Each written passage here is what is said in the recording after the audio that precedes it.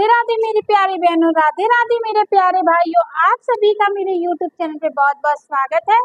मैं आ गई हूँ आपके साथ जुड़ने शिव जी की एक और कथा के साथ। तो चलिए कथा को करते हैं प्रारंभ। तो बात एक समय की है कि एक घर में 5 भाई रहते थे और उनकी एक छोटी बहन रहती थी। वो बहन शिव जी की बहुत बड़ी भक्त थी। वो कम 5 साल की थी जब उसके माँ बाप गुजर गए, तो वो अपने 5 भाइयों के साथ उस घर में रहती थी। उसके भाई उस बहन को बहुत ही ज्यादा प्यार करते थे, बहुत ही ज्यादा उसका साथ देते थे। वो पूजा करती थी तो उसके भाई पूजा की सारी सामग्री जोड़कर उसको देते थे, और जिससे वो शिव जी की पूजा करती थी। दिन रात तो वो शिव जी की पूजा करती थी, शिव जी की आराधना करती थी। ऐसे होते होते उन भाइयों की शादी हो गई और उनके बच्चे भी हो गए, और उनकी बहन जो 5 साल की थी वो भी बड़ी हो गई। तो भाइयों ने सोचा कि चलो, अगर इतना खर्चा, परिवार बढ़ गया है, इतना खर्चा हो गया है, तो चलो हम लोग बाहर चल के कहीं कुछ करते हैं, कोई काम करते हैं। ऐसे घर में गुजर नहीं हो रहा है, तो इसलिए वो 5 भाई ये फैसला करते हैं कि हम लोग बाहर जाके नौकरी करेंगे। तो वो 5 भाई घर से चले जाते हैं और उस बहन को, अपनी भाभी यानी कि वो 5 जो उनके घर में जो बीवियां हैं, उनके बच्चे हैं, उसी के साथ उनकी बहन को यहीं छोड़ जाते हैं और खुद नौकरी करने चले जाते हैं। तो उन भाभियों को उस नंद की पूजा से, उसकी वो दिन रात पूजा दिन रहती थी, उस चीज से उन लोगों को बहुत ही चिढ़ होती थी। तो भाभियां उसको हमेशा परेशान करने के बहाने ढूंढती रहती। तो दोस्तों वो भाभियां उस बहन को बहुत ज्यादा परेशान करती थी, उसको परेशान करने के बहाने ढूंढती थी। और ऐसे होते होते सावन के सोमवार आ गए, जो कि उस बहन को पता था कि सावन के सोमवार में शिव जी की पूजा करेंगे तो शिव जी प्रसन्न होते हैं। वो शिव जी की बहुत बड़ी भक्त थी। तो वो चोरी छुपे भाभी से छुपकर वो व्रत रहने लगी। वो भाभियों को ये बात पता नहीं थी, पता लेकिन जब उनको पता चला तो उन्होंने उसको सताना चालू कर दिया। जैसे ही वो जल लेके जाने लगी तो भाभी बोली, सुनो, आज जंगल से लकड़ी लेके आना है, अगर तू लकड़ी लेके नहीं आई तो तुझे आज खाना नहीं दिया जाएगा। तो बेचारी ने वो भगवान की पूजा जो लोटा पानी जल का लेके जा रही थी, उसने वहीं रखा और वो जल पे लकड़ी। और उन भाभियों ने ये भी शर्त रखी थी साथ साथ कि बिना कुल्हाड़ी के और बिना रस्सी के तू इन लकड़ियों को लेके आना है, अगर ना लेके आई तो तुझे आज खाना नहीं मिलेगा। तो इसी प्रकार से उसको भाभियां रोज तंग करने लगी। वो बेचारी जंगल में जाती है, सोचने लगती है, रोने लगती है कि मैं अब क्या करूं।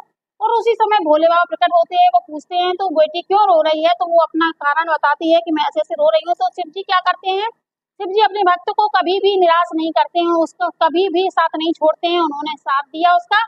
उन्होंने अपने नाग देवता से कहा कि तुम इसकी रस्सी इतने लंबे हो जाओ और इसकी लकड़ियों में लिपट के इसको लकड़ी घर तक छोड़ के आओ इसको, तो और ऐसा करना कोई देख ना पाए तुम्हें। तो ऐसे ही वो नाग देवता करते हैं, वो लकड़ियों में लिपट के उनको उसके घर तक उनको जाते हैं लकड़ी को रखने।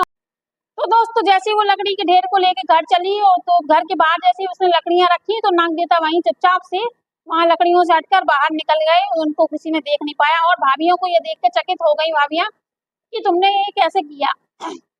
उसके बाद ननद बोली कि भाभी मुझे खाना दे दीजिए। तो भाभियों को गुस्सा आया और उन्होंने खाना दे दिया। फिर अगले दिन उन्होंने यही काम किया। फिर वो पूजा मंदिर जा रही थी और उन्होंने काम बता दिया, और उन्होंने उसको थाली में धान दे दिए और कहा कि इनको बिना खल ओखली के तुमको साफ करना है। तो वो बेचारी बाहर जाके रोने लगती है उन चावल को देखकर। फिर से भोले बाबा प्रकट होते हैं। जैसा कि हम जानते हैं कि शिव जी अपने भक्तों की आंखों में आंसू नहीं देख सकते, और भोले बाबा प्रकट होकर भोले बाबा उसकी मदद करते हैं। कुछ चिड़ियों से बोल देते हैं तो उसके जान को वो साफ कर देती हैं और उसको दे आती है। यदि ये सब देख के भाभियां बहुत चकित हो जाती हैं और वो संकट में पड़ जाती है कि ये कैसे कर लेती है सारा काम, ये कैसे, इसको कैसे सताया जाए। और इसी प्रकार से वो उसकी परीक्षा लेती रहती है और भोले बाबा उसके आंसू पोंछते रहते हैं उसका। तो दोस्तों जैसे ही अगले दिन हुआ, तो वो भाभियों ने फिर से उसको एक योजना बनाई और फिर से उससे कहा कि ऐसा ऐसा काम करने के लिए उसने कंबल दिया भाभियों ने, और कहा कि जाओ इसको साफ करके आओ। वो कंबल लेके जा ही रही, जब तक उसके भाई वहां से रास्ते से आ रहे थे।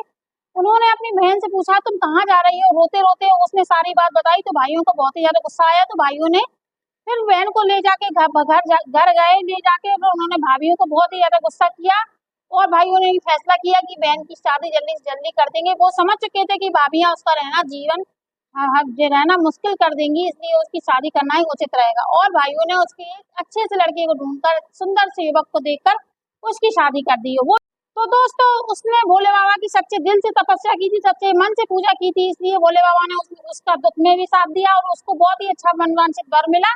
वो वर भी भोले बाबा का बहुत बड़ा भक्त था, और दोनों ही मिलकर भोले बाबा की पूजा करते थे, आराधना करते थे, और इसी प्रकार उनका खुशी खुशी भी जीवन बीतने लगा। और वो भाभियां जो उससे चिढ़ती थी, उनकी सारी धन संपत्ति चली गई, उनका घर में कलेश और यही सब हो गया। इसलिए हम कहते हैं कि अपनी खुशी में खुश रहना चाहिए, दूसरों को कभी नहीं सताना चाहिए। दोस्तों, इस कहानी से हमें ये शिक्षा मिलती है कि यदि हम भोले बाबा की तन से मन से पूजा करेंगे तो वो भी कभी भी हमारे अपना हाथ हमारे सर से कभी नहीं हटाएंगे, हमारे आंसू को हमेशा पोंछेंगे, कभी भी दुख में हमें हमारा साथ नहीं छोड़ेंगे। और इसी प्रकार जैसे शिव जी ने उस लड़की की आंखों में आंसू नहीं आने दिए, वैसे ही शिव जी अपने भक्तों की आंखों में कभी आंसू ना आने दे, सबकी मनोकामना पूरी हो। बस मैं भगवान से, भोले बाबा से यही विनती करती हूँ। और इसी के साथ ये शिव जी की ये कथा हो रही है समाप्त। बोलो शिव जी की जय, बोलो गौरा पार्वती मैया महारानी की जय।